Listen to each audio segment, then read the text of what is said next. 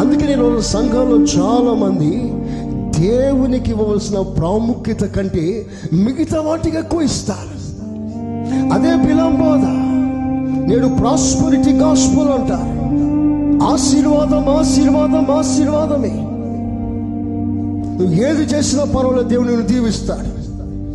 నీ ఇల్లు దీవిస్తాడు, నువ్వు వ్యాపారంలో పెరుగుతావు, నువ్వు వర్ధిల్లుతావు. ఈ మాట తప్ప సంఘాన్ని హెచ్చరించే బోధ సంఘాల్లో తక్కువైపోయాయి. ఫోకస్ ని మార్చేశాడు, డెస్టినేషన్ మార్చేశాడు.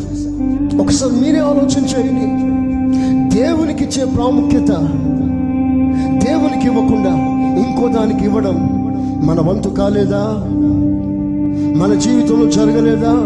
దేవుని కంటే ఉద్యోగం, దేవుని కంటే వివాహం, దేవుని కంటే పదవి, దేవుని కంటే లోకంలో గౌరవం, దేవుని కంటే చదువు, ఇవి ప్రాముఖ్యమైన స్థానంలో రాలేదా?